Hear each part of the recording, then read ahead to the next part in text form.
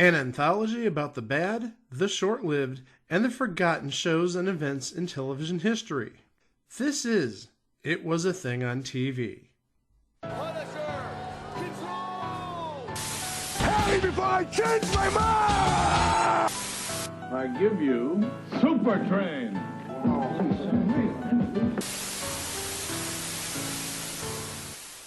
Episode 442, submission number 668, The Tim Conway Show. And just for clarification, this is the Tim Conway Show from 1980, not from 1970. The Tim Conway Show aired on CBS from March 22nd of 1980 to March 7th of 1981 for 31 episodes. Oh, that's almost 2 crock blocks. That's one short of 2 crock blocks. Because we all know a crock block is 16 episodes, which is the number of episodes that Hudson Brothers Razzle Dazzle Show and J.J. Starbuck and Uncle Croc's Block and Schooled and Little Bush and Misfits of Science and Tiger King and Jabberjaw and the number of aired episodes of Salvage One. And, I'm sure there's something else I'm missing, but you know what? You know what a crock block is. We've been doing this gag since 2023, since last year. And this is the 5th show that we've covered that premieres in March of 1980. The others are Pink Lady and Jeff back in episode 36. Beyond Westworld back in episode 314. Here's Boomer back from episode 273. And Sanford from episode 94. It's the Tim Conway Show with Maggie Roswell, Jack Riley, Miriam Flynn, Eric Boardman, Dick Orkin and Kurt Burtis, with Don Titan dancers and tonight's special guest stars, Village People. I know you guys are a little too young to remember the 70s. I don't even really remember the 70s that well. Thank heavens we have the internet and we have old TV stations, the Me TVs and antenna TVs, so we can relive those days. But one of the big genres of TV shows in the 70s was the variety show. I think we could start first and foremost with the Carol Burnett Show, even though that was more comedy than variety, but they did have musical interludes, so it's not entirely comedy. But we could be here forever and a day talking about all the different variety shows that were on television, specifically network television, from the 70s through about 78, 79, 80. And we could talk about Sonny and Cher. We could talk about Donnie and Marie. We could talk about one of the favorites around here, the Ken Berry Wow Show. We talked a couple weeks ago about Chuck Barris's, what was it? It wasn't Razzle Dazzle. That was the Hudson Brothers. It was the Chuck Barris Razzmatazz Show or something like that. Some crap. It was the Chuck Barris Rah Rah Show, not Razzmatazz. Rah I knew Rah. I knew it began with an R-A, and I didn't know it wasn't Razzle Dazzle because that was sadly done by the Hudson Brothers. Oh, and we should also mention, since we're talking about the primetime variety show, the Hudson Brothers had their own primetime variety show before the Razzle Dazzle Show. Sort of a extension of the primetime show, if you will. They did so well in summer of 74. They're like, we're going to give you a fall series on Saturday mornings. And, well, we know how that ended up. There were variety shows out the wazoo in the 70s. Carol Burnett's show came to an end in 1977. This show, as I mentioned earlier, started in March of 1980. And really, this is just your essentially run-of-the-mill type of variety show with some names, and really with some quality names that we're going to get into in a little bit. Very heavy on the comedy, and given the show had Tim Conway's name attached to it, I think you'd expect nothing less than that. And actually, I apologize. I said 77 is when the Carol Burnett Show ended. It was actually 78. So about a year and a half later, this premiered. Tim Conway, oh my gosh, what can we say about him? He did it all. He actually, believe it or not, started off in Cleveland. He actually worked alongside Goulardi, who people around here know better as Ernie Anderson. They go back to Ernie Anderson's late night Friday sort of schlock movie fest back in the 60s. We're talking about well before Tim Conway made it to McHale's Navy. And we're talking obviously before the Tim Conway Show that happened in 1970. We're talking obviously before Carol Burnett Show, which he would have started being a regular on that later in the run, around 1975. But also, we talked about Tim Conway in the past because he was Ace Crawford Private Eye. Really, I think an underrated TV show. I thought that was a very fun episode. Deserved a better fate. And of course, where we've talked about him. Which Dorf movie did we talk about? Dorf on the Diamond? Dorf on the Diamond. Oh my gosh. Those were the days of the Stream Lounge era. R.I.P. Stream Lounge. We never got a chance to see him on Dorf the Bingo King. One of us has to spend money on that piece of crap. This show focused primarily on the comedy of Tim Conway. There were some variety segments. We'll get to those in a little bit. I think the big thing we need to talk about is the people who are on the show with Tim Conway, because there are some big names on here. And there's obviously no character names, so we're just going to give the actors and actresses names. We had Maggie Roswell, and Maggie Roswell, really there's two things you'd know her from. Well, actually one thing, but two different voices. And I just, well, actually not two voices. There's three voices. And I like that two of the voices are sort of related, if you think about it. She voiced Helen Lovejoy on The Simpsons, and she voiced Maude Flanders on The Simpsons. So wives of two very pious individuals, very religious individuals. And she also gave Luann Van Houten her voice. So she was basically that mother on The Simpsons whose name is not Marge. Helen Lovejoy, Maude Flanders, Luann Van Houten. Someone remind Maude Flanders not to go to the racetrack. Just saying. Also, we have Miriam Flynn in this series. She's Cousin Catherine in the Vacation movies. And again, adding to the variety component to the show, there was a team of dancers called the Don Crichton Dancers.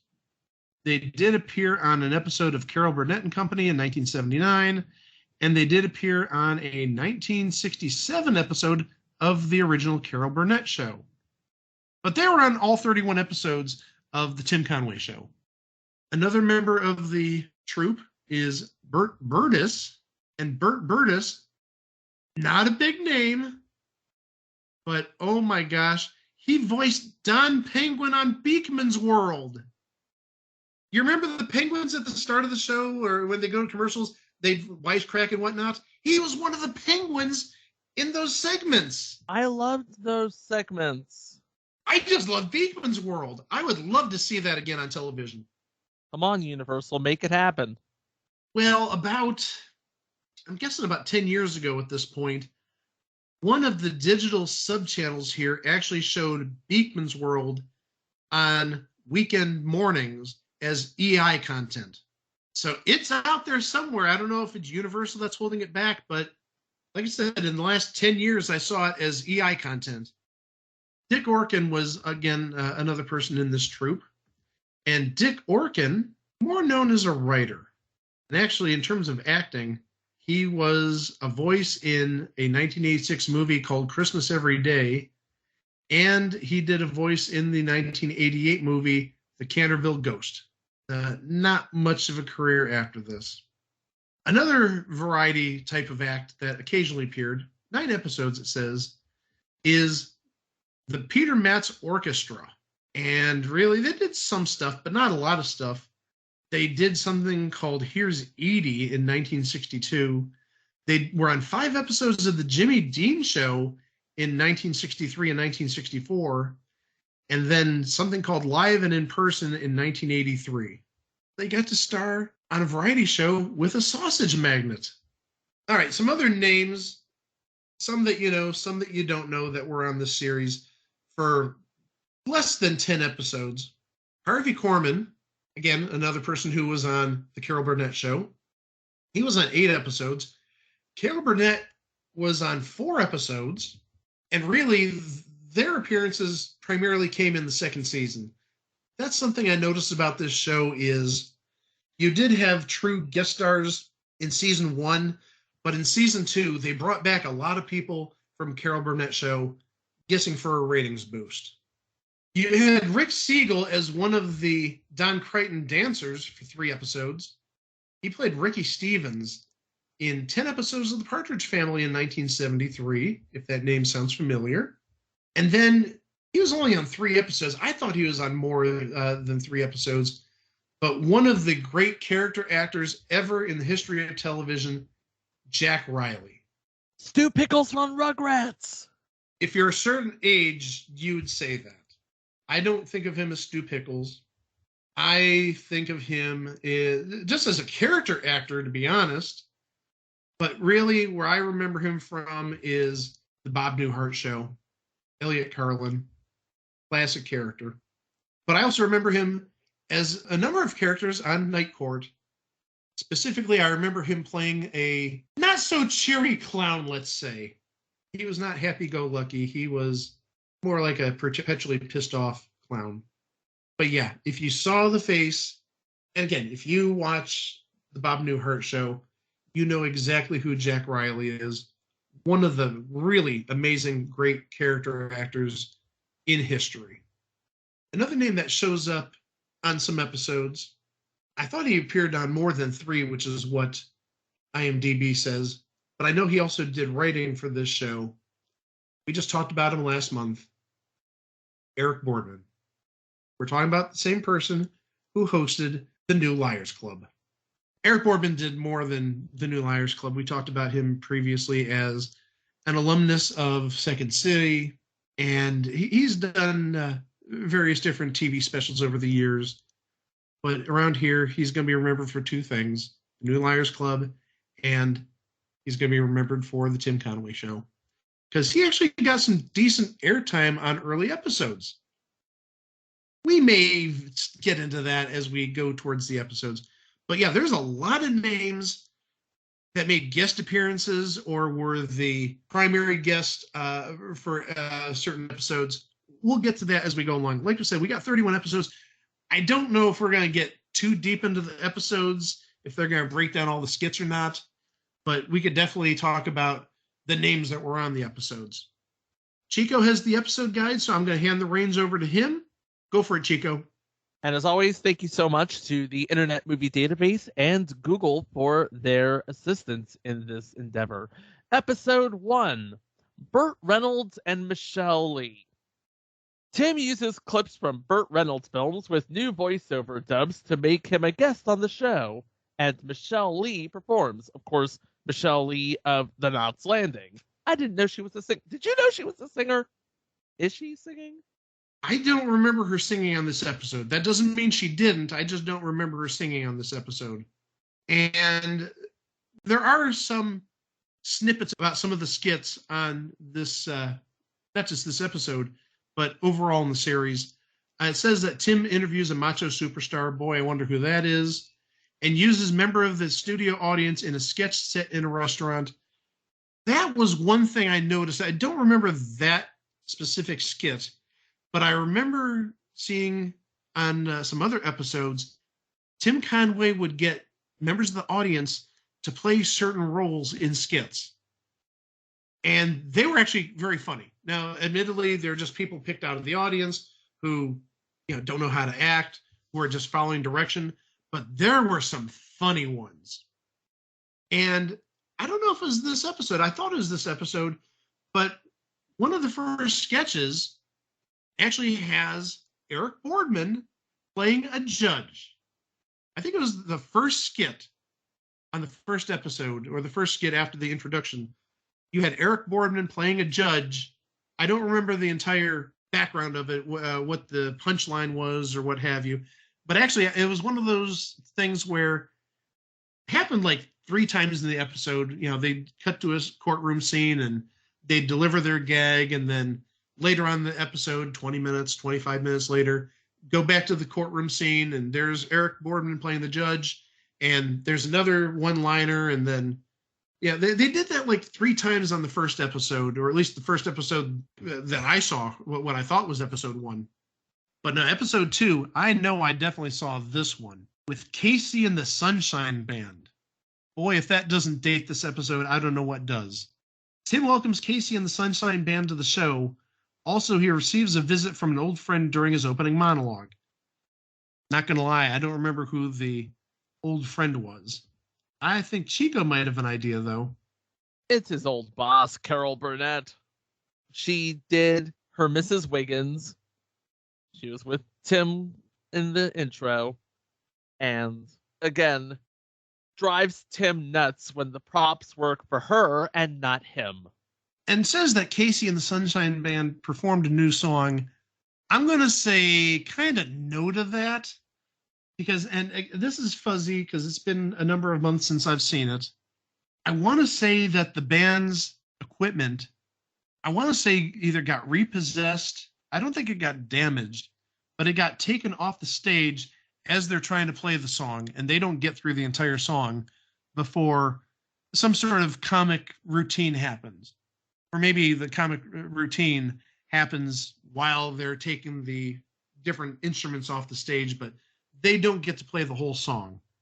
And actually, one thing that we did not mention is the announcer for this show. And we talked about him actually at the top of the show. Ernie Anderson did the announcing on this show. Let's remember that Ernie Anderson also did the announcing on the Carol Burnett show. So again, it's like keeping everything from the old TV show kind of sort of intact, because already in 2 episodes, we've got Ernie Anderson announcing, and he did the Carol Burnett show, and we've got Carol Burnett visiting, and we talked earlier about how Harvey Korman's going to appear on a number of episodes. So it's almost like an extension of the Carol Burnett show, even though really it's not. Episode 3, the special guest is Melba Moore. Stay tuned, because we're going to talk about Melba Moore in a few weeks. Feature sketches such as an intelligent Lassie-like dog that can't convince his owner that a barn is on fire, and Tim is trying to apply for an auto loan. Also, Don Knotts gets blackmailed by Tim to get him to appear on the show. You know, I think that'd be kind of a tough get at this time, because remember, Don Knotts is on another network playing Mr. Furley. Not to mention that clout with the incredible Mr. Limpet, right? Right. Well, I don't think it's a case of blackmail. I think it's more of a case of, hey, ABC, how much can we give you so Mr. Furley can appear on our show? That's what it comes down to, I'd say. Episode 4, Susan Anton. Jack Riley wears a Suzanne Summers mask to pretend to be Tim's guest, only to have the real Suzanne Summers walk on stage. What? You heard me. And special guest Susan Anton performs a duet with Tim that gets a little awkward for everybody involved. The song, Sometimes When We Touch. In this case, the honesty is way too much. All right, episode 5. The guest is Barbara Mandrell. And this is about a year or so before her and her sisters had their variety show. Gosh knows we saw enough of Barbara Mandrell and the Mandrell sisters in my household back in 1981. Just saying.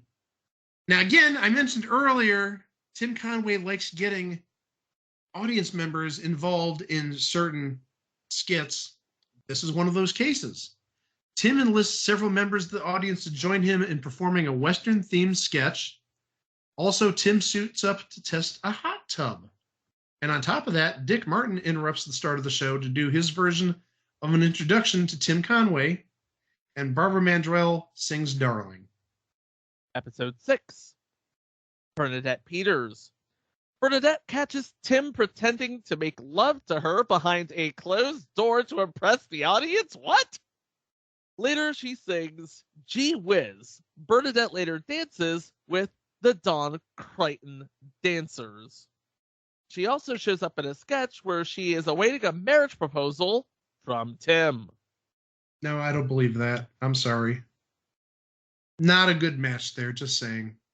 I don't think so, Tim. Episode 7. Helen Reddy. David Copperfield tears up Tim's cue card, then magically puts it back together when they decide to use it. Meanwhile, Mr. Tudball, Tim, tries to eat a horrible diner breakfast, and Helen Reddy sings, "Take What You Find." Episode 8. The Village People. Tim's introductory script is missing pages, so he calls down his writers. A chimp arrives with the missing pages. I wonder if it's Bobo from Mr. Smith. That's not for another 3 years. Be a young Bobo then. The Village People perform You Can't Stop the Music, and Mr. Tudball tries to order lunch during breakfast hours, a problem that you would not have in 2024. Now, let me note, this is around the time the Village People have their movie, Can't Stop the Music. Oh god, that movie was terrible. Are we talking about the Village People? Yes. Yes. Are we talking about the declaration that we made that once the 80s started, the Village People were dead? Or not the Village People, but disco was dead? Yes. Okay.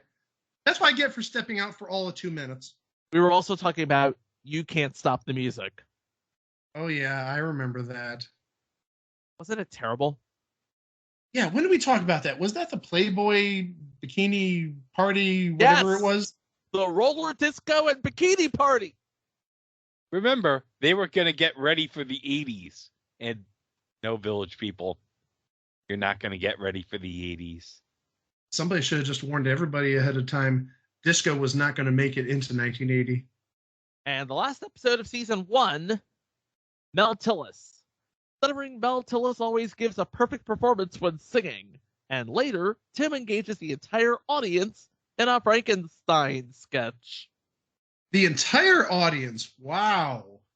Now, anytime I saw him do a sketch with the audience, he'd get maybe like 4 audience members, 5 audience members. But to get the whole audience involved, that's pretty brave.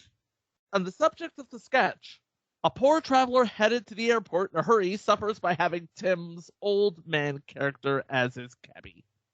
Could be worse. It could be Dorf, and Dorf won't be able to look over the steering wheel. Again, watching this show, when Tim does these sketches with the audience, I think they're brilliant. He does such a great job telling people what to do and reacting to non-professionals acting.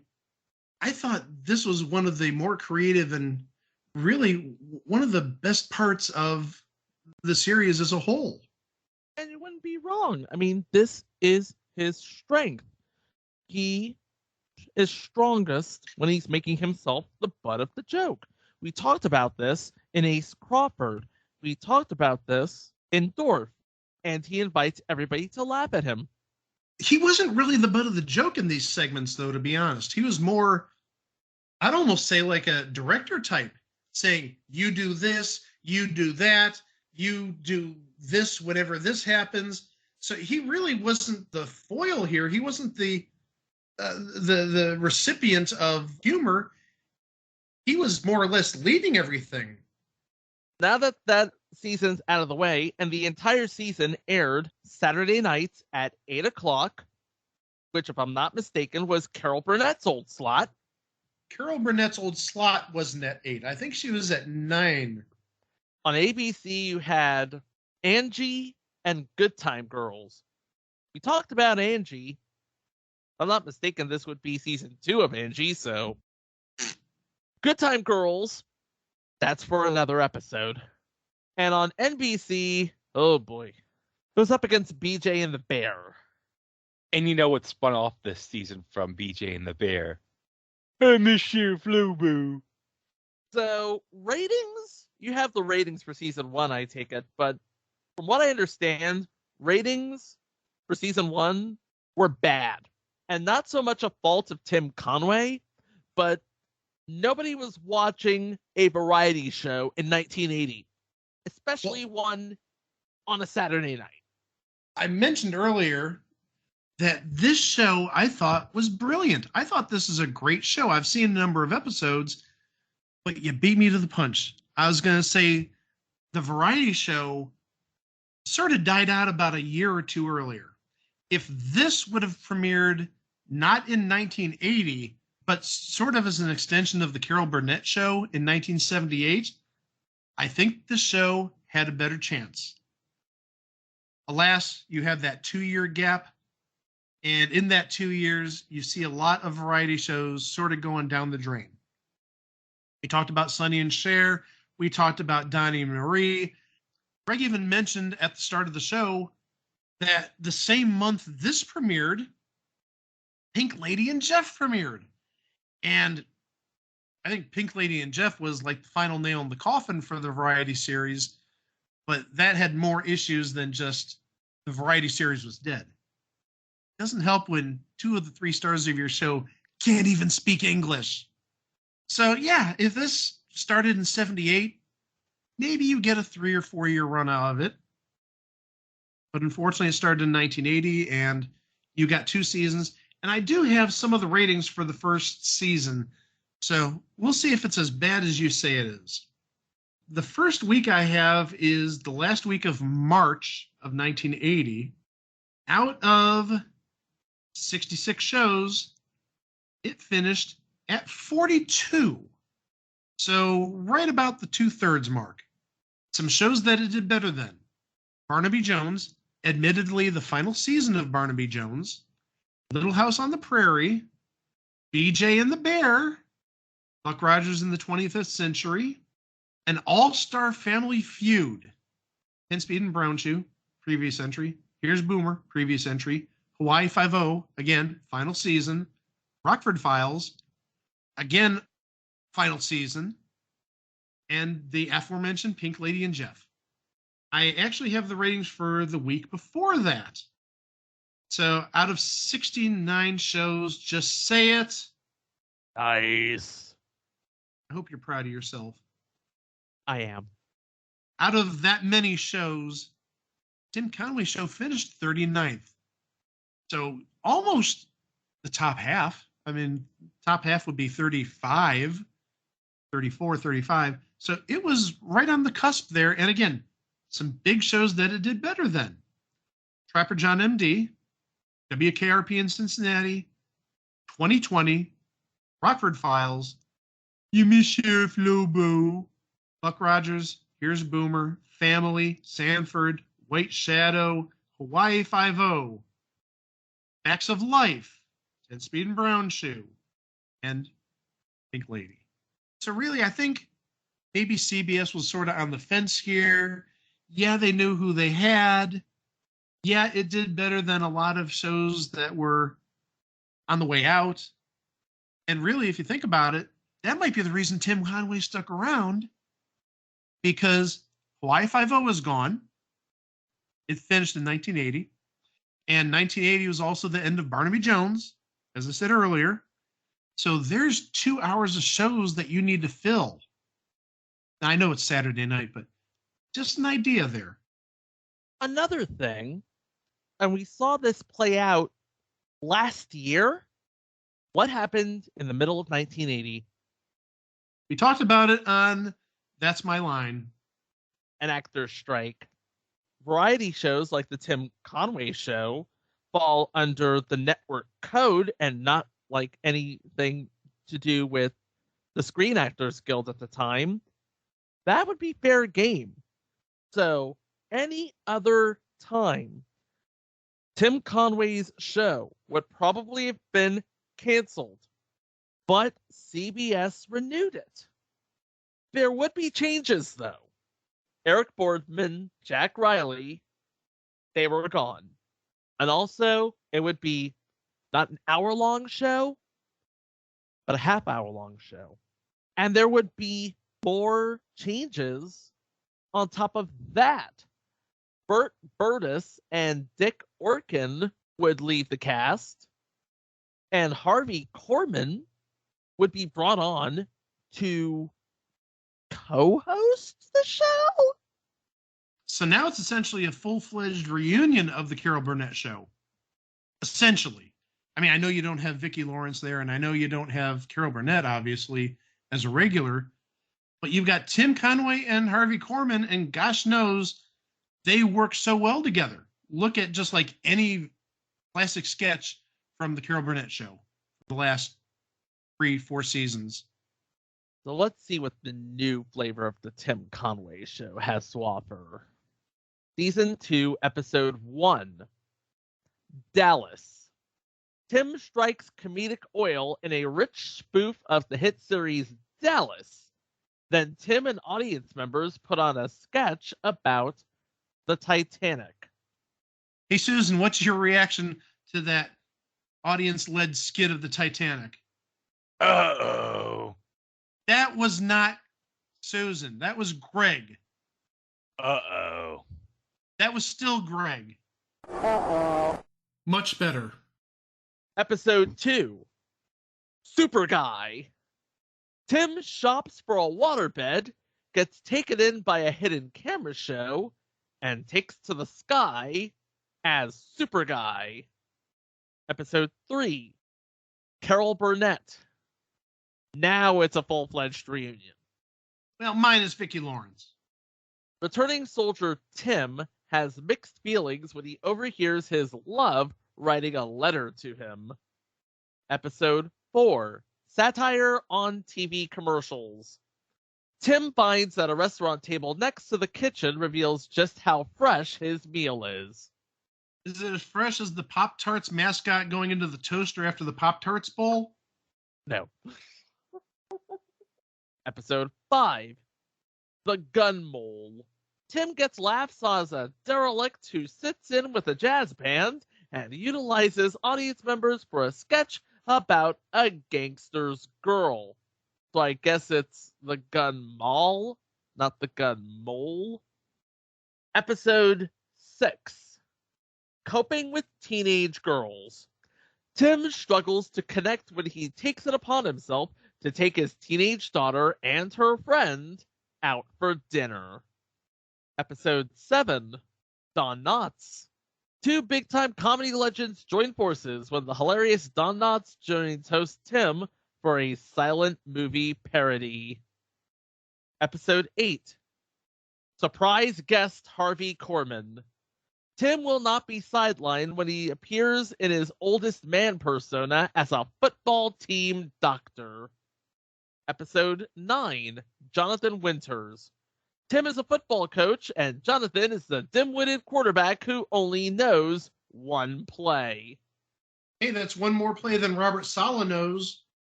Wait, Robert Saleh knows plays? No, you missed it. He knows how to only run one play, and that happens to be one more than how many Robert Saleh knows how to run. Episode 10, Carol Burnett and Harvey Korman. For a stage play, Tim fills in as the waitress for customers Harvey and Carol. Carol and Harvey then dance with Harvey, doing all of the moving. We're going to get the full reunion in episode 11.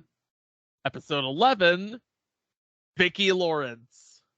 Vicki and Tim are a married couple that shop at a shoe store. However, Tim is only willing to buy Vicki a pair of shoes that won't fit. Episode 12, Harvey Korman, Explorer. Tim and Harvey will crack you and each other up in a sketch about an explorer who has spent a bit too much time studying gorillas. Grillers. In addition, the audience participates in the trial of Captain John Smith. There's a Fantasy Island skit. Tim Conway breaks out of prison, and there's a Godfather spoof. Episode 13. Audience participates in a mock murder trial. Tim causes havoc at a recital, then brings members of the audience on stage to take part in a courtroom sketch. Episode 14. Washington crossing the Delaware.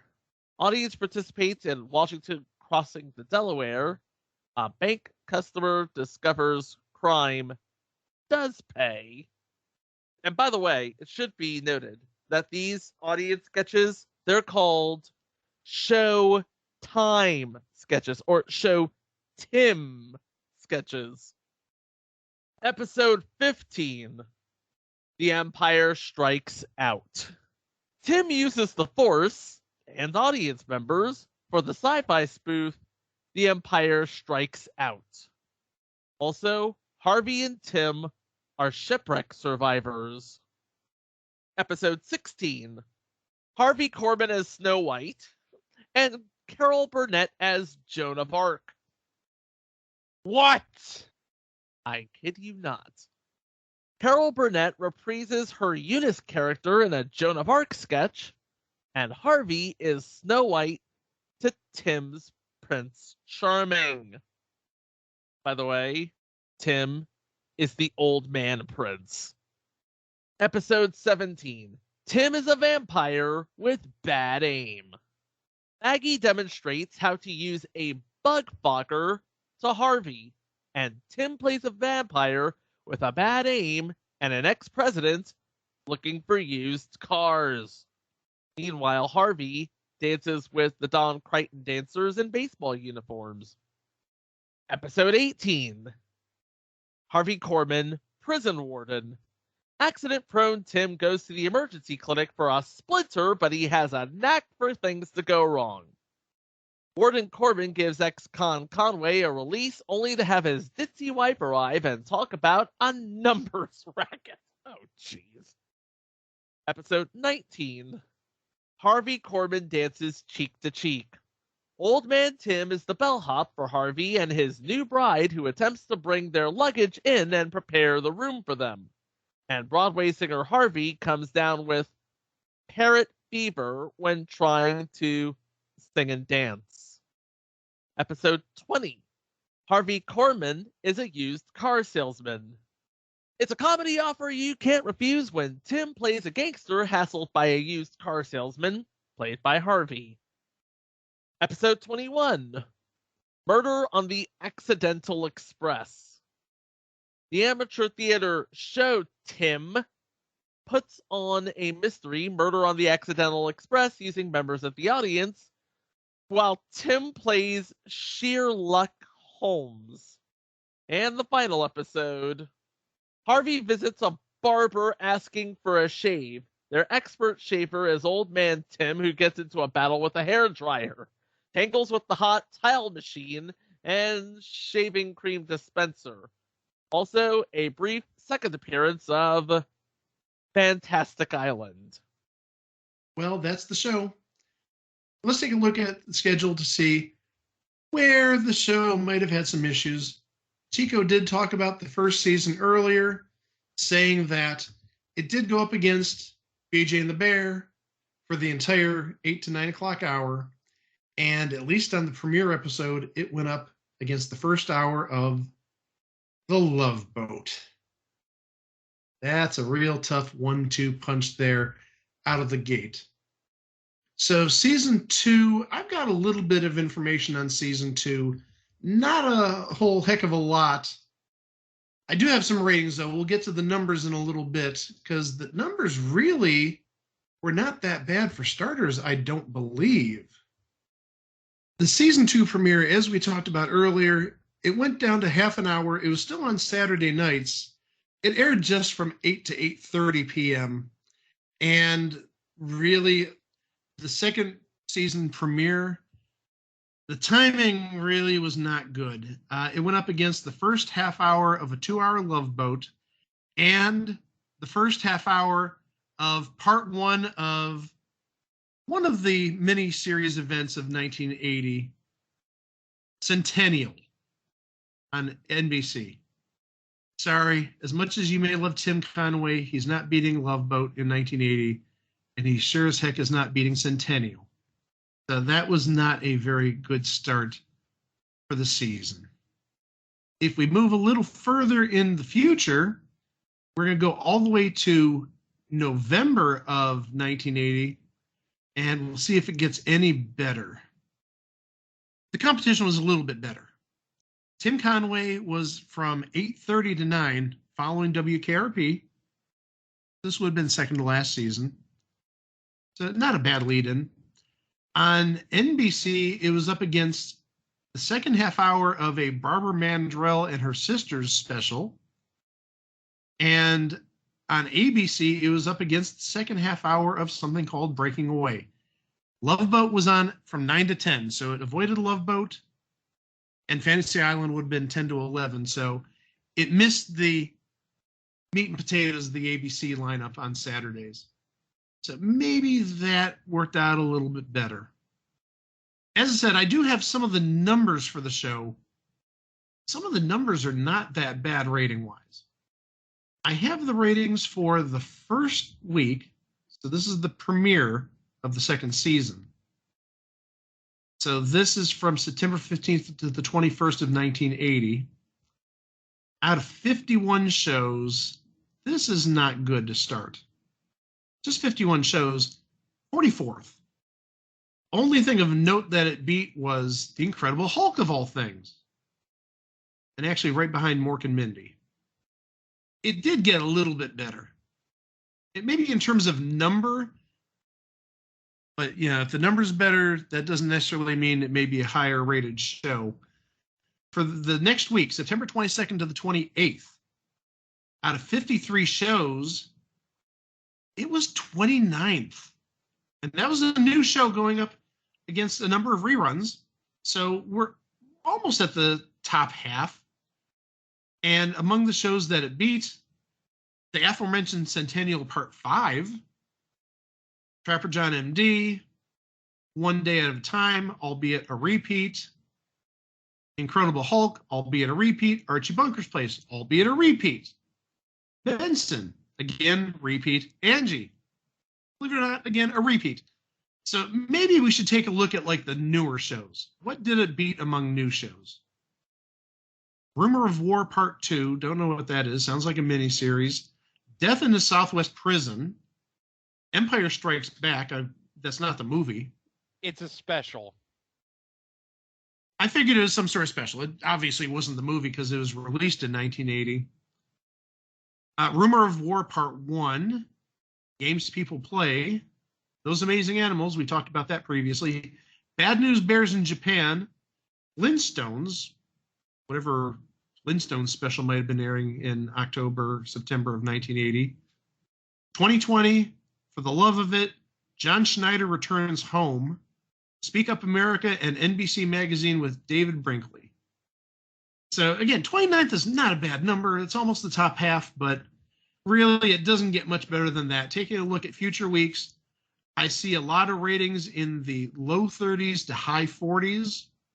I'm seeing a 43. I saw a 38. There's a 49. And I'm guessing that's going to be out of probably about 60 shows, give or take 5 either way. February of 1981, 51st. So again, bottom 4th, not good. And again, the shows that it beat, Those Amazing Animals we talked about, White Shadow, which I believe this is final season at this point. Concrete Cowboys we talked about previously. Flamingo Road, Charlie's Angels, I'm a Big Girl Now. Hill Street Blues, Flow. Yeah, it's not looking good at this point. So in the end, I bet the way CBS looked at this is we gave you an hour for the first season. Yes, it was funny, but yes, you're also getting pummeled by The Love Boat and BJ and the Bear. So second season, we're going to cut it down to half an hour. But again, you're going up against some really good competition on ABC and NBC, and you're absolutely getting pummeled again. So I guess at that point, they just said, you know what? We tried. There's just no way we're going to get good ratings out of this show. And like I said, I thought it was a perfectly great show. I thought it was very funny. I may have been the only one. But also, like I said, if this debuted 2 years earlier, I bet you it would have had a good 3 to 4 year run. Well, maybe it would have even carried, for lack of a better word, carried the variety genre. Because, again, you look at 1980, variety shows were all but dead. I mean, what variety shows would have been on there? We talked about Pink Lady and Jeff. And you can call this a variety show. And actually, I believe this would have been the last season of this show. in syndication. The Muppet Show, that had, I think, 5 seasons. I believe 80-81 was the final season of The Muppet Show. Other than that, I really think the variety show was dead. And as we talked about last month, I think the quasi-reality show was beginning to become popular. Talking about That's Incredible, talking about real people. So maybe it's just a case of bad timing, unfortunately. Because like I said, I've seen a number of the episodes. I thought they were great. Specifically talking about the first season, but still, it was good enough to entertain me. And again, Tim Conway is just a comedic genius if you've never seen it. And if you haven't seen it, there's good news for you. If you go to Crackle, all 31 episodes can be streamed as we speak. Also could be said for Plex and Shout TV. I'm guessing on demand in both of those cases? Yes, sir. Especially since, if I'm not mistaken, Shout Factory owns the rights to the Tim Conway Show right now. And I haven't seen it pop up on Shout Factory's channel on Plex or any of the other streaming services. Doesn't mean it's not out there, but maybe it'll pop up one day just randomly because they tend to enjoy doing that, devoting an entire day to, let's say, Al for the Carol Burnett Show or Weird Al. So maybe they'll have a day of just Tim Conway. But yeah, if you go to Crackle, all 31 episodes are there. Give it a try. I think you're going to enjoy it. And I'm sure there's other places online you can find it with maybe more of a dubious legality. So in the end, CBS gave it a chance, gave it a legitimate chance. They gave it an hour. Ratings weren't good. They cut it to half an hour. Ratings still weren't good. You can't cut another half an hour when you're down to half an hour. So unfortunately, Tim Conway Show got the kibosh. But really, I encourage you to find this TV show. Give it a chance. Because really, it's a great thing that was on TV. And it lives on at least an internet forum on Crackle. Greg, I think I'm going to call you up to bat because we need a Russell Westbrook update if you've got one. Russell Westbrook, he can sure score triple doubles, but he sure as hell can't think straight when he's trying to make a pass. It's the Russell Westbrook update. So when we last left Russ 2 weeks ago, the Clippers beat Golden State 121-113. So on Saturday, December 16th, they beat the Knicks by 22. Russ scored 10 points. On Monday, December 18th against Indiana, they won 151-127. Russ had 10 points.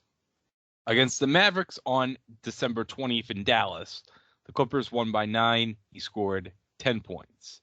The following day in Oklahoma City, they lost by 19. Russ scored 15. They played the Celtics at home. They lost 145-108. Russ scored 12 points. But in the last episode at the time of recording on the 26th, on Boxing Day, the Clippers beat the Hornets 113-104. Russ had a double-double, 14 points and 11 rebounds. And he actually had a double-double back on December 21st. So let's see where the Clippers are as of the time of recording this on December 29th. So the Clippers right now are in 4th place in the Western Conference at 18-12, tied with Sacramento and a game ahead of Dallas. They've done really well as of late. Yes, they have. I'm telling you, I think the Harden trade is paying real good dividends for them right now. They're the 4th seed in the West, tied with the Kings.